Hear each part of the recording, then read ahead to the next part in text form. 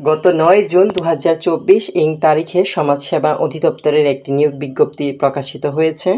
সমাজকর্মী স্থায়ী রাজস্ব খাতভুক্ত ২০৯টি শূন্যপদের জন্য এই বিজ্ঞপ্তিটি দেওয়া হয়েছে।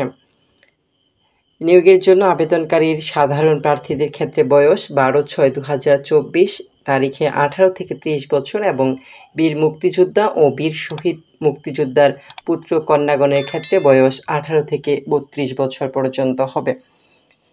বীর মুক্তিযোদ্ধাদের পুত্র কন্যাগণের বয়স ১৮ থেকে ৩০ বছর, শারীরিক প্রতিবন্ধী প্রার্থীদের ক্ষেত্রেও বয়স ১৮ থেকে ৩২ বছর। কিন্তু এক্ষেত্রে বয়সের ক্ষেত্রে কোনো অ্যাফিডেভিট গ্রহণযোগ্য হবে না। নিয়োগের ক্ষেত্রে সরকারের বিদ্যমান সকল বিধিবিধান, সকল প্রকার কোটা যথাযথভাবে অনুসরণ করা হবে।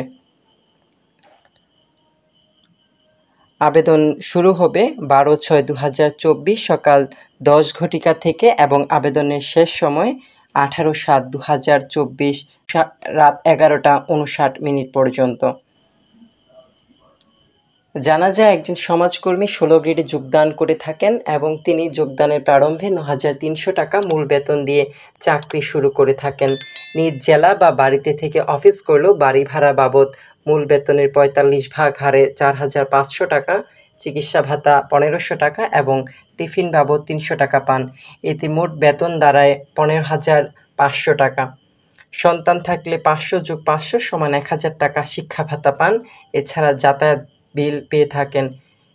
এটি হচ্ছে রাজস্ব খাতভুক্ত একটি পদ। একজন ইউনিয়ন সমাজকর্মীর দায়িত্ব ও কর্তব্য: সমাজসেবা অধিদপ্তরের নির্ধারিত প্রতিটি সেবা কার্যক্রম গ্রহণ এবং কার্যালয় সেবা মাঠ পর্যায়ে বিস্তার এবং বাস্তবায়ন করাই ইউনিয়ন সমাজকর্মীর মূল কাজ। মাঠ পর্যায়ের স্থানীয় জনগণের সাথে অধিদপ্তরের সমন্বয় সাধন করা। তাছাড়া তিনি সামাজিক নিরাপত্তার সকল প্রকল্প সুযোগ সুবিধা মাঠ পর্যায়ে বাস্তবায়নের ক্ষেত্রে অগ্রণী ভূমিকা পালন করেন। একজন সমাজকর্মী পল্লী সমাজসেবা কার্যক্রম গ্রহণ বাস্তবায়নের ক্ষেত্রেও কাজ করে থাকেন। তাছাড়া তিনি পল্লী মাতৃকেন্দ্রিক কার্যক্রম সম্পাদনে সহায়তা প্রদান করা, এসিডদগ্ধ লোকেদের পুনর্বাসন কার্যক্রম গ্রহণ করা, বয়স্ক ভাতা, বিধবা ভাতা, প্রতিবন্ধী ভাতা